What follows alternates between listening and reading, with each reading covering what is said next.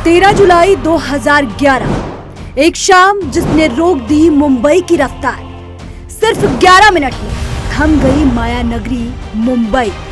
सन्नाटा, चीखे और धूल से सनी सड़कें, 3 धमाके और गूंज उठा झावेरी बाजार, ओपेरा हाउस और दादर। आतंक ने किया वार, लेकिन क्या मिला जवाब? किसने रची थी ये साजिश?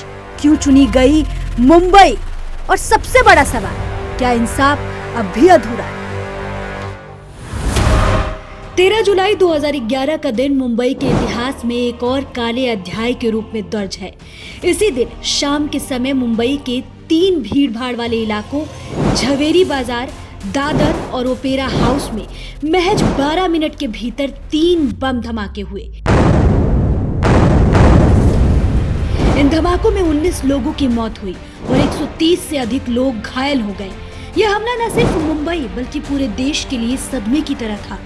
हमलों का विवरण: पहला धमाका 6:54 पर झावेरी बाजार में। दूसरा धमाका 6:55 बजे ओपेरा हाउस के पास।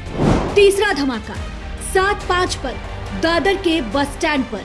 हमलों के बाद मुंबई में अफरा तफरी मच गई, फोन लाइनें जाम हो गई और संचार व्यवस्था चरमरा गई। पुलिस ने तुरंत लोगों को घरों में रहने और सतर्क रहने की सलाह दी। जिम्मेदार कौन?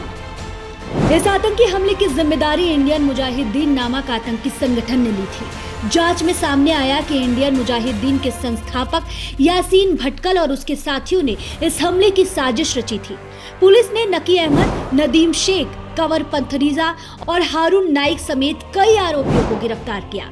यासीन भटकल को 28 अगस्त 2013 को भारत नेपाल सीमा के पास बिहार के रक्सौल इलाके से गिरफ्तार किया गया। रिपोर्ट्स के अनुसार इन धमाकों की तारीख भी कुछ अलग ही थी, क्योंकि 13 जुलाई को ही 26/11 के दोषी आतंकी अजमल कसाब का जन्मदिन था।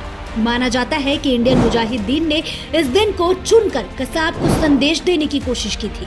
सरकार की भूमिका और आलोचना: हमले के बाद तत्कालीन सरकार पर विपक्ष और जनता ने जमकर सवाल उठाए। शिवसेना सुप्रीमो बाला साहब ठाकरे ने सरकार पर निशाना साधते हुए कहा कि सरकार को असली गुनाहगारों का पता लगाना चाहिए और मुंबई की सुरक्षा को लेकर गंभीर कदम उठाने चाहिए थे। आम लोगों और राजनीतिक दलों ने सरकार की खुफिया एजेंसियों की विफलता और सुरक्षा इंतजामों की कमी को लेकर कटु आलोचना की। हर हमले के बाद सरकार की ओर से केवल आश्वासन और मुआवजे की घोषणा होती रही, लेकिन जमीनी स्तर पर सुरक्षा व्यवस्था में ठोस सुधार नहीं दिखा। मुंबई पर पहले भी हुए थे हमले। मुंबई आतंकियों के निशाने पर हमेशा रही है।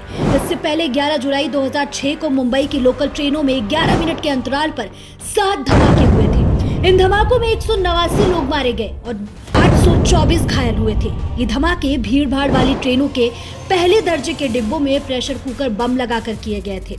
इस मामले में 12 लोगों को दोषी ठहराया गया था। इसके अलावा 26 नवंबर 2008 को मुंबई में लश्कर-ए-तैयबा के 10 पाकिस्तानी आतंकियों ने समुद्री रास्ते से घुसकर 60 घंटे तक शहर को बंधक बना लिया था। इस हमले में 160 से अधिक लोग मारे गए थे और 200 से ज्यादा लोग घायल हुए थे। अजमल कसाब को जिंदा पकड़ा गया था, जिसे 21 नवंबर 2012 को फांसी दी गई। कुल मिलाकर इस घटना ने खुफिया तंत्र की विफलता, लापरवाह योजना और निर्दोष लोगों की मौत जैसी गंभीर व्यवस्थागत खामियों को उजागर किया।